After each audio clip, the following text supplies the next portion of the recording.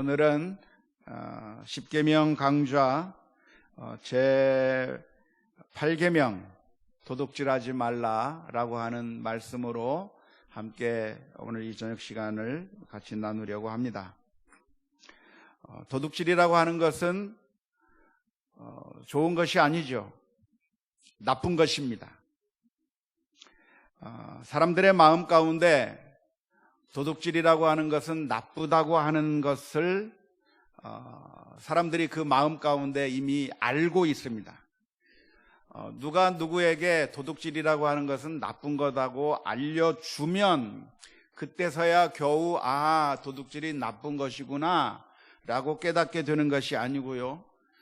교회에서 하나님의 말씀을 들어서 도둑질이 나쁘다고 가르쳐 주어야만 그때서야 비로소 도둑질이 나쁘다고 하는 것을 아는 것이 아니라 사람들은 태어나면서부터 누가 가르쳐 주지 않는다고 할지라도 도둑질하는 것이라고 하는 것은 나쁜 것이라고 하는 것을 익히 잘 알고 있습니다. 사람의 양심 속에 이 도둑질이 안 좋다고 하는 것, 좋지 못하다고 하는 것이 이미 새겨져 있는 것인데요. 이것은 사람이 진화해서 탄생한 존재가 아니라고 하는 사실을 보여주는 증거 가운데 하나입니다.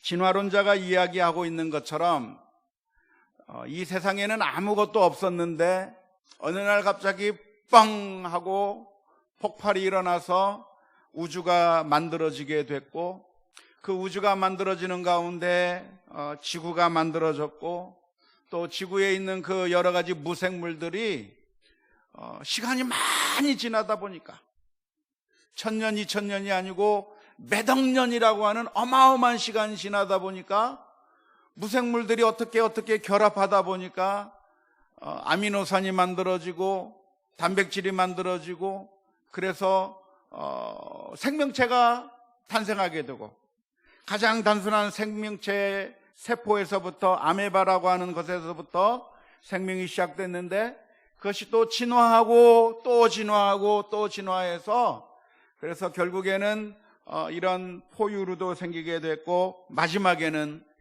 인간이라고 하는 존재가 탄생할 수 있었다고 그렇게 진화론자들이 설명을 합니다. 만일 인간이 어쩌다 보니까 우연히 진화해서 무생물로부터 생물이 만들어지게 되고 그래서 인간이 되었다고 한다면 그 인간의 마음속에 태생적으로 들어있는 이 윤리적인 의식, 하나님에 대한 인식, 이러한 것들이 어떻게 무에서부터 생겨날 수 있겠는가라고 하는 것을 도무지 설명할 수가 없을 것입니다. 사람들의 심령 가운데 선과 악에 대한 개념이 있고 하나님에 대한 개념이 있고 그리고 무엇이 나쁜 것인가 무엇이 좋은 것인가에 대한 개념들이 누가 알려주지 않아도 그 마음속에 있는 이유는 하나님께서 우리를 하나님의 형상으로 창조하셨기 때문에 그렇습니다. 태초에 하나님께서 인류를 만드실 때 하나님의 형상으로 창조하셔서 그래서 하나님의 모습으로 우리를 창조하셨기 때문에 우리들의 심령 가운데 양심의 법에 무엇이 옳고 무엇이 잘못이라고 하는 것이 태생적으로부터 생겨났다고 보는 것이 훨씬 더 옳을 것이라고 할 것입니다. 하지만 사람들의 양심은 너무나도 타락해져 버려서 사람들의 양심 가운데 하나님의 법을 증거하고 있음에도 불구하고 사람들은 자신들이 저지르는 그 죄가 너무나도 무섭기 때문에 그 자신들이 행한 것들이 죄가 아니라고 하기 위해서 자꾸만 양심을 억압하고 이건 죄가 아니다, 이것은 괜찮은 거야 라고 억압하는 그런 성향들이 우리 사람들에게 있는데요. 그래서 자꾸만 양심의 소리를 억압하고 양심의 소리를 부정하면서 그 양심의 소리를 외면하려고 하는 경향이 우리 사람들에게 있습니다.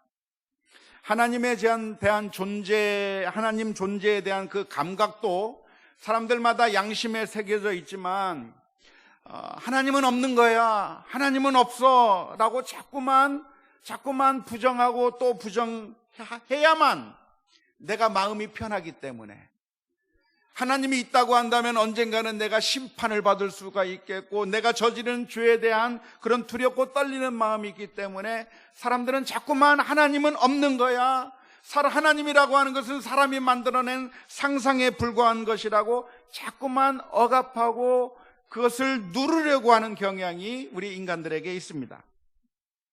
하나님에 대한 계명뿐만 아니라, 하나님에 대한 그런 증거만이 아니라 양심에서 이야기하고 있는 여러 가지 윤리와 도덕적인 면에 있어서도 이것은 죄가 아니라고 자꾸만 부인하려는 경향이 우리 인생들에게 있죠. 예를 들어서 성적인 타락 같은 경우, 지난 시간에 우리가 간음의 죄에 대해서 살펴보게 되었는데 아주 오래전부터 간음의 죄에 대해서는 아주 심각하게 생각해 오는 경향이 있었습니다마는 시간이 지나면서 사람들은 그 간음의 죄에 대해서 너그러워지는 경향으로 바뀌어 가고 있습니다. 예전에는 간통이라고 하는 것이 죄라고 모두가 다 알고 있었고 그래서 처벌을 해야만 한다고 그렇게 생각을 하다가 이제는 그 간통은 그것은 처벌할 죄는 아니라고 그렇게 느슨해지는 것이죠. 우리들의 심령 가운데 양심에 새겨진 그 법이 있는데 그 법을 누르면서 간통은 죄가 아니다라고 하는 식으로 그 법을 느슨하게 만드는 경향이 우리들에게 있고요. 동성애 같은 것도 역시 마찬가지인데 예전에는 그 동성애 그러면 아주 악한 것이라고 생각을 했지만 이제는 동성애는 죄가 아니다라고 하는 그런 쪽으로 사람들이 허용하는 쪽으로 자꾸만 법을 허물고 허용하는 쪽으로 느슨하게 만들어가는 경향이 우리 사람들에게 있습니다. 그래서 하나님의 계명이 우리들의 심령 가운데 새겨져 있지만 그것을 자꾸만 완화해서 자꾸만 무너뜨리려고 하는 경향이 우리들의 오늘날의 모습이라고 말할 수가 있을 것입니다. 하지만 이런 경향에 비해서 정반대로 가는 것이 하나 있습니다. 그것이 무엇이냐면 바로 도둑질을 하지 말라라고 하는 계명입니다. 다른 계명들은 아니야, 그거 죄가 아니야, 서로 남자와 여자가 서로 좋아하면 됐지, 그게 무슨 죄야 하면서 자꾸만 무너뜨리려고 하는, 경계를 느슨하게 하려는 경향이 다른 계명에서는 나타나는 반면에 놀랍게도 도둑질에 관한 계명만큼은 더 강화되고 확대되고 또 확대되는 그런 경향이 오늘날 있습니다. 예를 들어서 아주 오래전에는 전혀 죄가 안 되었던 것들이 이제는 도둑질이라고 하는 것으로 판명이 되고 있습니다. 예를 들자면 지적 재산권이라고 하는 그런 개념이 있는데요. 예전에는 누가 맛있는 음식을 만들어서 그래서 그 음식을 맛있게 만들면 그 음식 만드는 법이 너무나도 좋다고 하면서 너도 나도 같이 공유하고 사용하고 누구든지 다 쓸 수 있는 그런 사회가 예전에 그렇게 되어 있었습니다. 누가 노래를 만들면 서로 좋아서 같이 노래를 하고 그 노래 좋다고 하면서 즐기던 시절이 있었습니다. 근데 이제 시대가 바뀌었어요. 바뀌어서 이제는 그렇게 하면 안 됩니다. 어느 식당에서 맛있는 음식을 만들어 팔는데 그 음식과 똑같은 음식을 그 옆에 식당이 만들어 팔게 되면 그 지적 재산권을 훔쳐간 것이 돼서 도둑질이 되는 것이고 결국 형사상의 그 고발과 그리고 민사상의 손해배상을 해야만 하는 시대에 우리가 살아가고 있습니다. 표절도 역시 마찬가지인데요. 예전에는 표절하는 것이 그렇게 문제가 안 됐습니다. 누가 한 말이 너무나도 좋고 멋있어서 그 말을 그대로 내가 쓰면 되는 거예요. 아무 문제가 안 돼요. 우리가 사용하고 있는 성경만 봐도 그렇습니다. 마태복음, 마가복음, 누가복음을 살펴보면 마태복음에 있는 내용이 마가복음에 있는 내용과 거의 똑같아요. 누가복음에 있는 내용과 거의 똑같아요. 글자 하나 철자 하나 틀리지 않고 완벽하게 베껴 쓴 부분이 엄청나게 많이 있습니다. 왜냐하면 전혀 문제가 안 되던 시대에 그것을 썼기 때문에 그렇습니다. 마가가 마가복음서를 기록했으면 그 마가복음서를 본 마태가 이 기록이 너무나도 좋고 잘 썼기 때문에 내가 복음서를 쓰면서 그 마가복음에 썼던 내용을 그대로 갖다 써서 하나의 마태복음을 써서 보냈는데 아무 문제가 되지 않고 사용하던 시기가 옛날이었습니다. 하지만 이제는 만일 어떤 사람이 글을 쓰거나 책을 쓰거나 논문을 쓰거나 할 때 글자 몇 글자가 똑같아 버리면 표절이 돼버리고 그래서 학위가 취소되고 도둑질이라고 비난을 받게 되고 정치인들은 그것을 인해서 낙마하게 되는 그런 아주 도둑질에 대한 엄격한 기준이 강화되는 시기에 지금 우리가 살아가고 있습니다. 설교도 마찬가지. 예전에는 설교할 때 이 목사님이 하던 설교 그대로 베껴서 저 목사님이 하고 그래도 그런가 보다 하고 은혜 받는 시기가 예전에 있었습니다. 그런데 요즘은 어떻게 되죠? 누가 누구의 설교를 베껴 쓴 것 같다 그러면 큰일 납니다. 쫓겨납니다. 문제가 생기는 시대에 살아가고 있고, 음악의 경우도 아름다운 음악을 만들어 놓았는데 그 음악 가운데 몇 소절이 닮아버리면 엄청난 표절 소송에 휘말리게 되고 도둑질했다고 하는 그런 비난을 받게 되는 겁니다. 요즘에는 폰트가 뭘 잘못 써거나 그림을 잘못 그리거나 비슷하기만 하거나 해도 다 도둑질이라고 해서 문제되는 시기에 우리가 살아가고 있습니다. 하나님의 계명들이 다른 계명들은 다 느슨하게 괜찮아, 이건 죄가 아니야, 이건 문제 없는 거야 하면서 모든 것들이 다 느슨하게 풀어지는 방향으로 사회가 변화되는 이 상황 가운데서 왜 이 도둑질에 대한 이 계명만큼은 옛날보다 더 강화되고 또 확대돼서 모든 것들을 다 이렇게 모든 것이 다 도둑질이라고 판명되는 이렇게 강화하는 쪽으로 가는 그 이유가 무엇일까요? 이제 우리는 앞으로 아직은 그 단계까지는 오지 않았지만 우리가 예배 시간에 복음성가를 부른다고 하면 오늘 우리가 앞에 예배 전에 복음성가를 막 부르면서 찬양 인도를 했는데 원 저작자한테 로열티를 안 내고 함부로 불렀다고 소송이 들어올 그럴 때가 곧 다가올지도 몰라요. 왜 이렇게 학대되는 그 이유가 무엇입니까? 이렇게 도둑질에 관해서 자꾸만 확대되는 경향은 사실 건전하거나 바람직한 것은 아닙니다. 예전에는 네 땅이 없었고 내 땅이 없었습니다.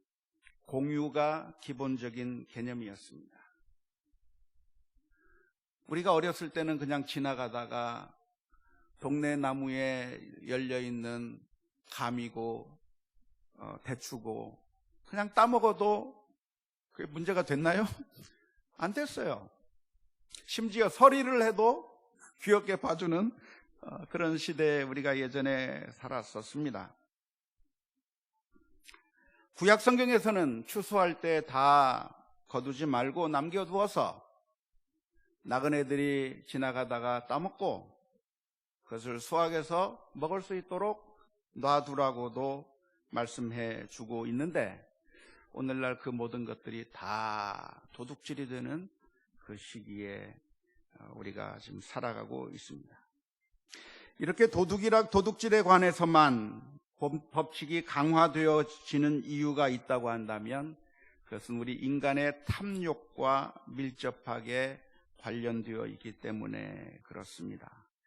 사람들은 너무나도 탐욕적이어서 그래서 자신의 것을 더 많이 얻고 돈을 더 많이 벌겠다고 하는 그러한 욕심들이 강화되어서 도둑질하지 말라고 하는 제8계명이 요즘 더 강화되고 강화되는 왜곡된 현상 가운데 지금 우리가 살아가고 있는 것이죠. 우리 사회가 어떤 사회로 향해서 나가는가? 우리가 더불어 함께 행복하고 함께 나누며 즐기는 세상으로 향해 나가는 것이 아니라 그저 인간의 탐욕을 극대화하고 또 극대화해서 그래서 자기가 가진 그 모든 것들을 최대한으로 강화시키고 확대시키려고 하는 그런 탐욕을 정당화하는 그런 시스템으로 바뀌어가고 있는 것이 오늘날의 문제라고 할 수 있습니다. 그럼 이 시대의 이런 상황 가운데서 우리는 어떻게 해야 할 것인가? 다른 방법이 없죠. 시대가 바뀌었기 때문에 바뀐 그 시대의 법에 따라서 이것저것을 모두 다 도둑질로 규정한 그 법을 잘 따르는 수밖에 없습니다.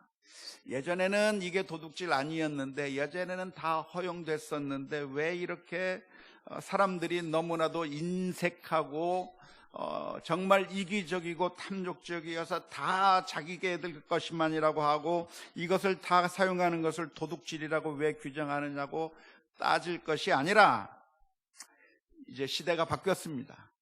지적재산권을 보호해주고 인정하며 또 거기에 따라 맞추어서 살아야만 하는 시대에 오늘 우리가 살아가고 있다고 하는 것을 기억해야 될 줄로 믿습니다. 예전에는 우리가 찬송가 부를 때 성가대에서 복사해가지고 다 썼는데 요즘에는 복사해서 못 써요. 복사했다면 큰일 납니다.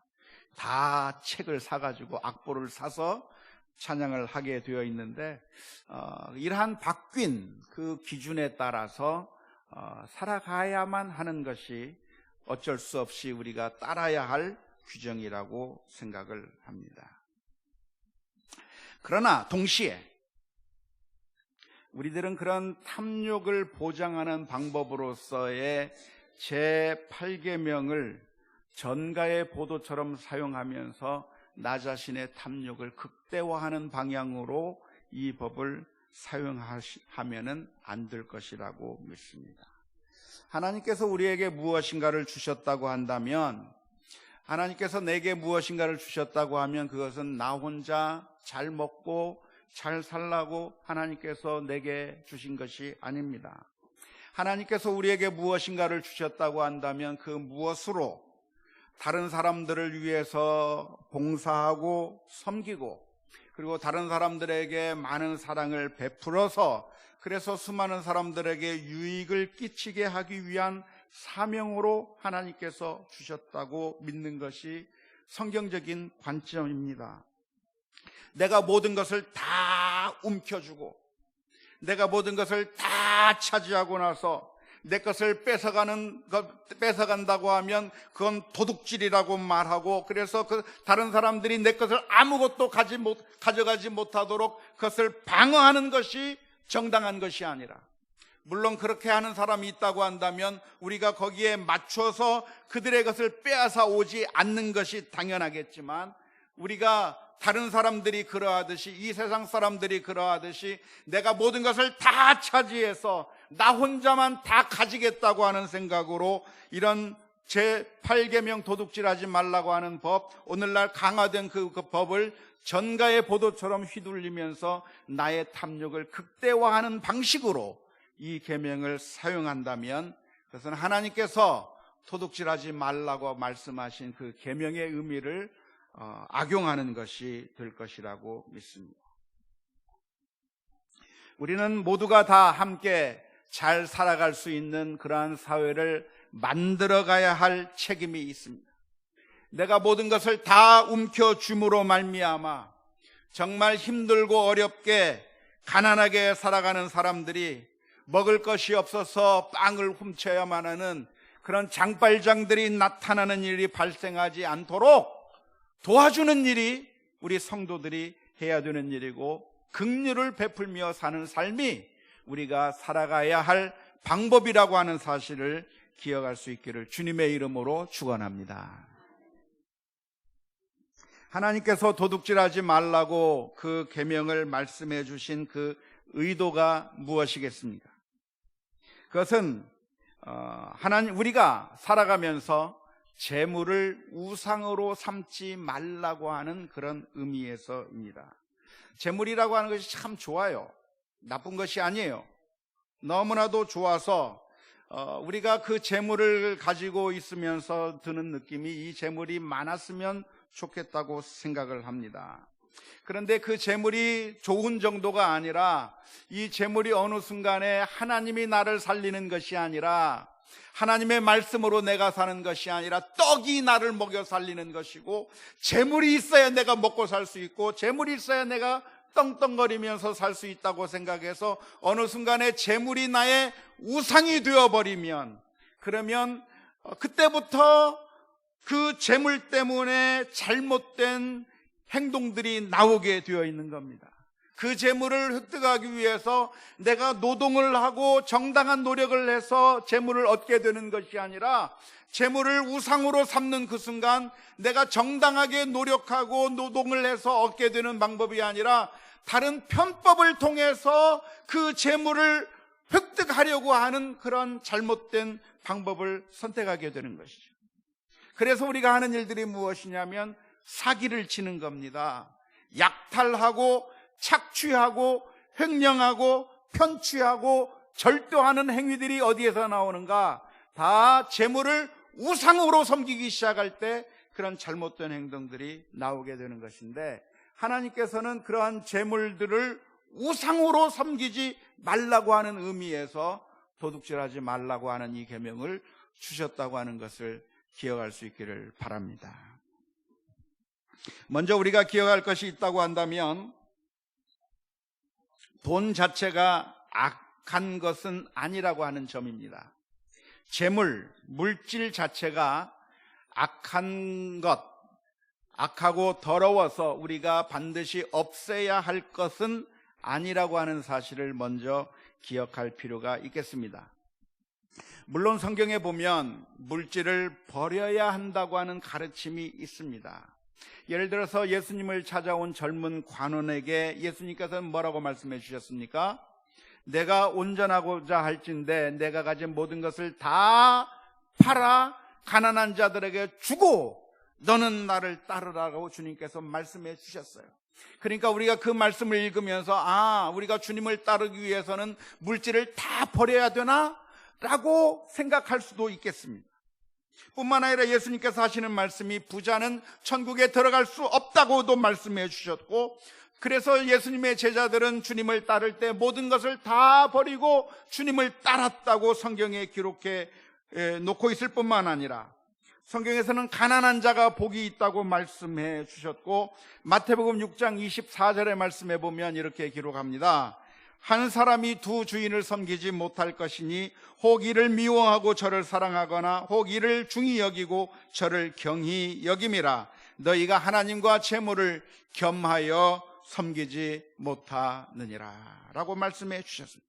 그러니까 성경에 나오는 이런 말씀들을 우리가 생각해 보면 재물이라고 하는 것은 나쁜 것이기 때문에 우리 성도들은 재물을 갖다 버려야 하고 무소유를 실천하면서 살거나 가난하게 살아야 그 사람이 진짜 크리스찬이라고 할 수 있지, 재물을 소유한다든지 부자로 산다면 그 사람은 진짜 크리스찬이 아니라고 그렇게 주장하는 사람들이 많이 있고, 종종 우리가 성경 말씀을 그렇게 오해할 때가 있습니다. 하지만 성경은 돈 자체가, 물질 자체가 악한 것이라고 가르쳐주고 있는 것이 아니라 돈을 사랑하는 것이, 돈을 우상으로 만드는 것이 악이라고 이야기하고 있는 겁니다.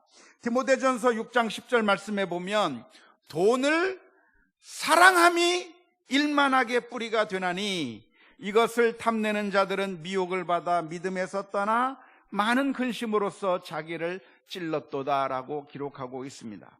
무엇이 문제냐면 돈이 문제가 아니라 그 돈을 사랑하는 것, 다시 말하면 돈을 우상으로 삼는 것이, 그것이 잘못이라고 가르쳐 주는 것이지, 거기서부터 악이 나오는 것이지, 돈 자체가 너무나도 나쁜 것이기 때문에 버려야만 한다고 말씀하고 있는 것은 아니죠.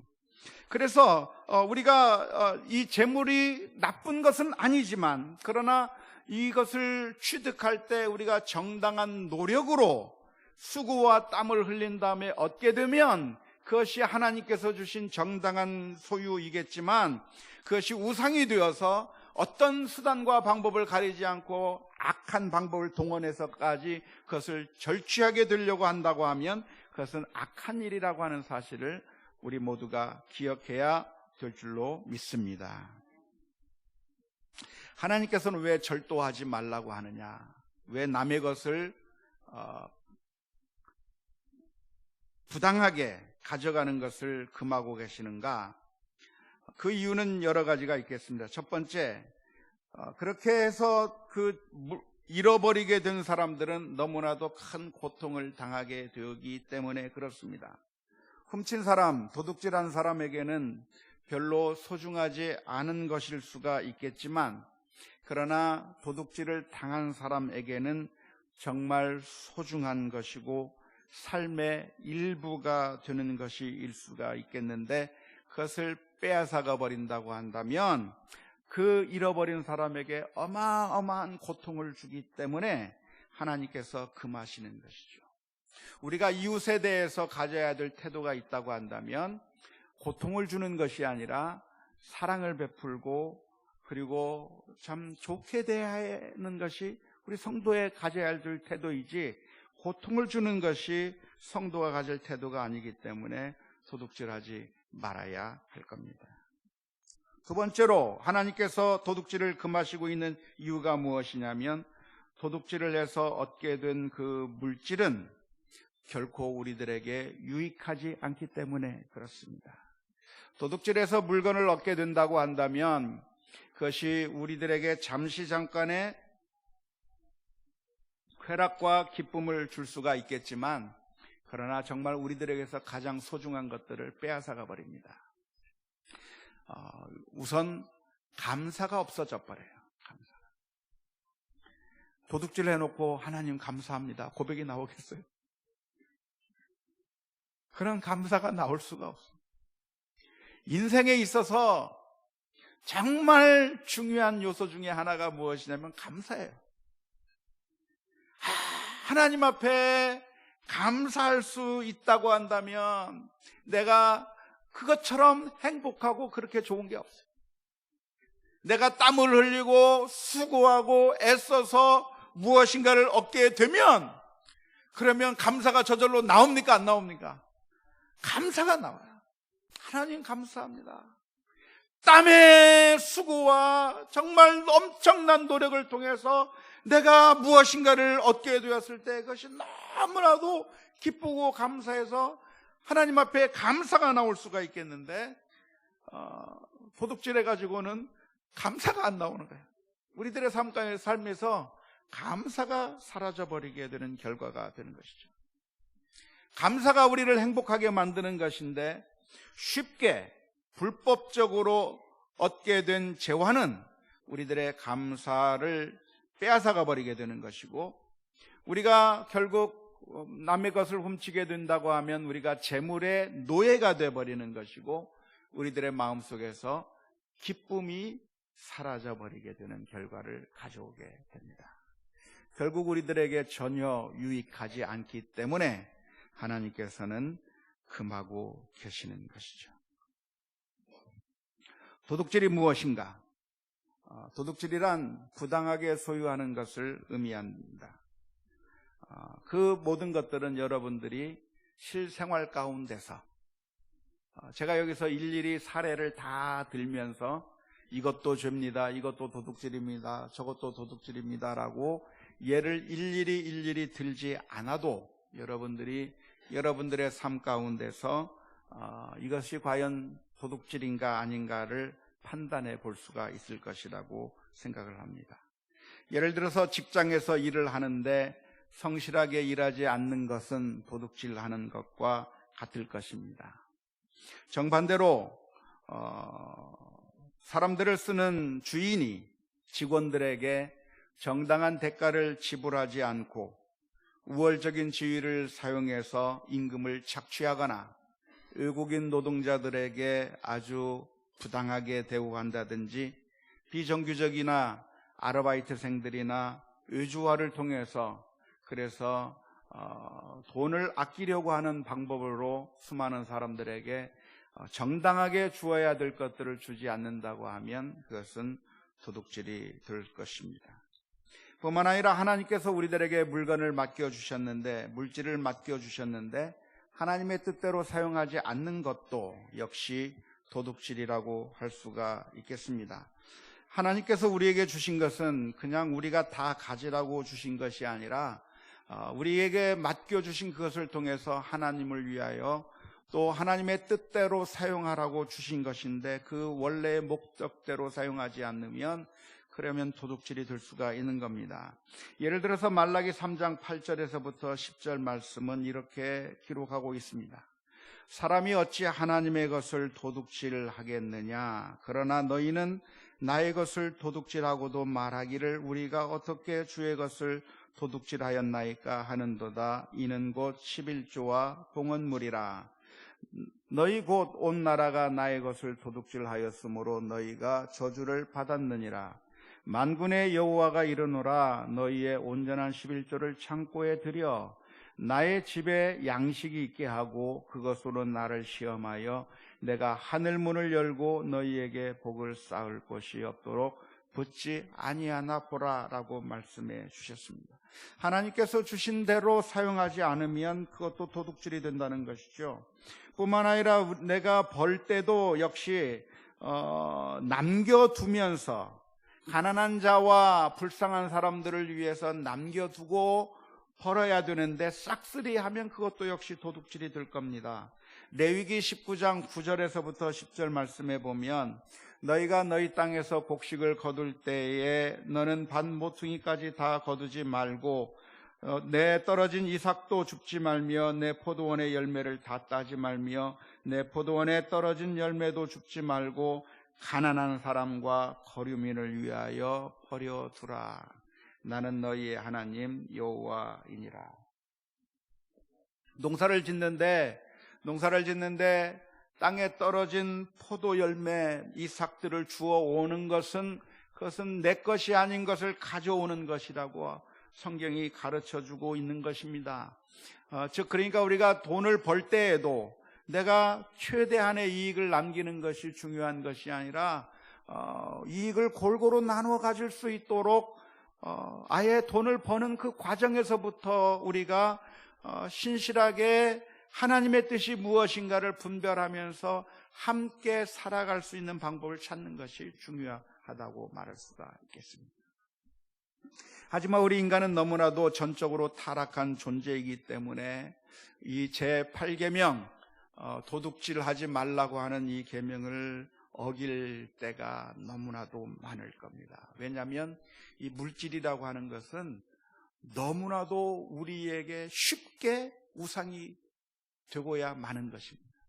우리는 이 물질을 우상으로 삼지 않겠다고 하나님이 나의 하나님이라고 생각하지만 그러나 우리는 물질을 보면 견물생심이라고 물질이 되면 어느 순간에 내 마음속에 물질이 나의 우상이 되어버려서 그 물질을 갈망하고 그 물질을 부당한 방법으로라도 내가 얻으려고 하는 그런 경향이 불쑥불쑥 튀어나올 수밖에 없는 게 우리들의 모습이에요.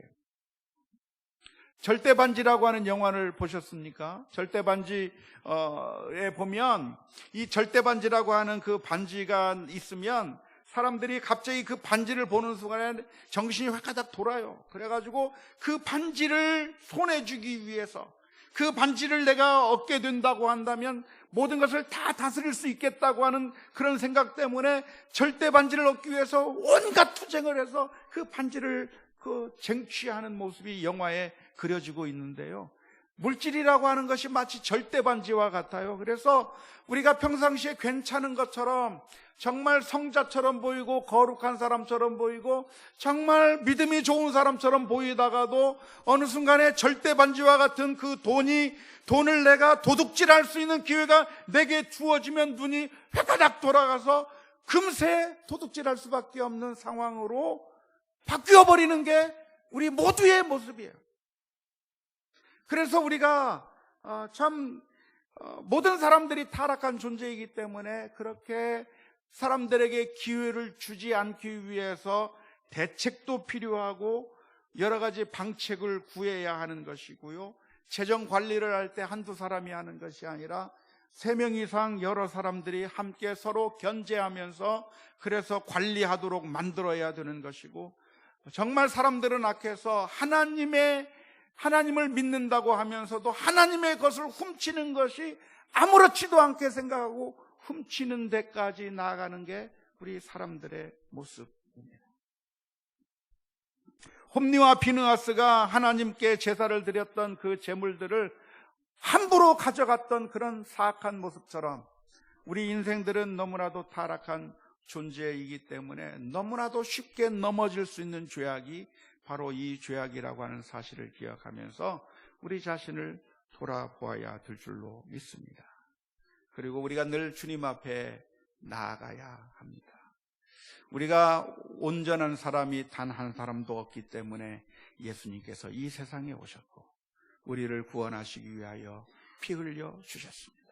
그 보혈의 피를 흘리신 주님 앞에 오늘도 다시 나가서 우리의 지은 죄를 회개하고 용서받고 또다시 결단하고 하나님의 말씀대로 살겠다고 하는 그런 다짐을 하면서 믿음으로 살아가는 우리 모두가 다 될 수 있기를 주님의 이름으로 축원합니다.